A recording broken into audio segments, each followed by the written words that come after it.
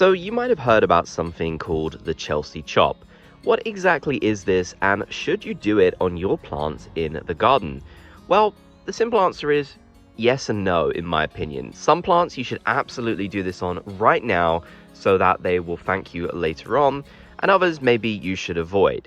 So basically what the Chelsea chop is, we're going to get these really tall, late flowering, sort of straggly perennials like phlox, for example, which will kind of flower around July time, and we're actually going to cut them in half. And that might seem very drastic, as you can see me having done here with this one.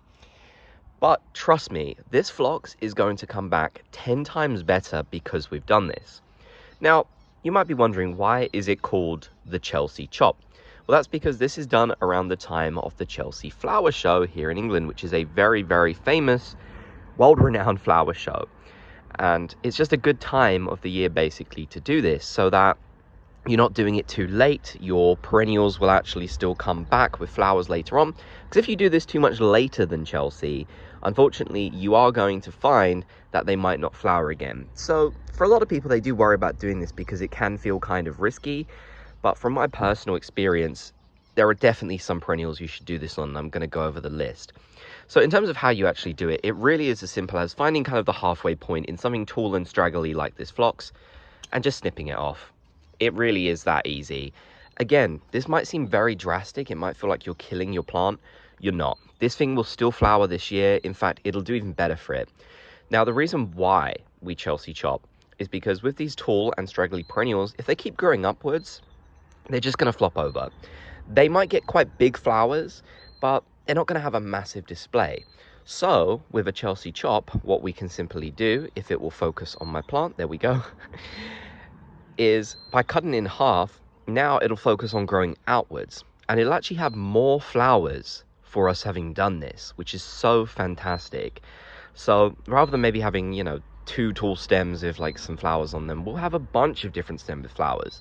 The flowers will be a bit smaller, but it'll also ensure that it flowers kind of later on as well, when maybe there isn't as much color in the garden. So yeah, I absolutely do recommend doing this. I think you will be so thankful that you did. Again, I know it is quite scary, but I think it is absolutely worth it. So what are some perennials that you can do this with? Well, phlox is the best example I could possibly give, because again, these just grow up in like two tall stems and then they're going to flop over, so it's no good. Campanula is another one. As you can see, this one is flowering here. This is still a pretty small plant, so I don't know, I might leave it, we'll see. It does feel a shame to cut away the flowers, I know, but the plant, thank you. Asters, Sinfonis something, I can never pronounce the new name they've got. When I say asters though, I do typically mean these taller asters. This one is called Fellowship. I remembered. Okay, good.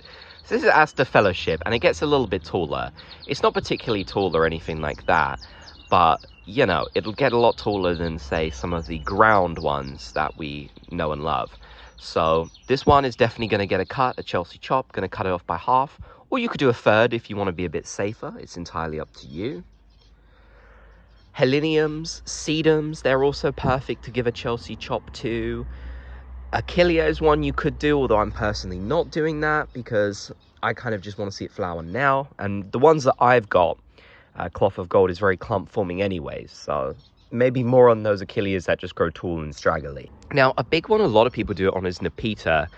I personally would not do this on my Nepeta, and I want to explain why. First of all, my Nepeta looks amazing right now, so I just think it's too much of a shame to cut it back. The pollinators are absolutely loving it. I can't bring myself to do it, so that's just a personal reason.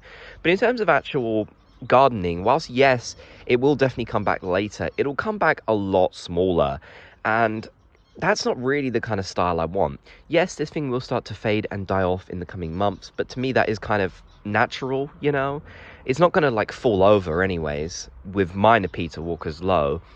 And also, the best thing I think you can do, instead of cutting it all back or half of it back, just cut back like a section. So for example, this section that's sticking out into the pathway, I might cut that back, and then this whole area will still flower really nicely. So I'm not going to go too crazy on these Nepetas. I'll just do little sort of cutbacks, and I think they'll thank me a bit more maybe than, say, the phlox would.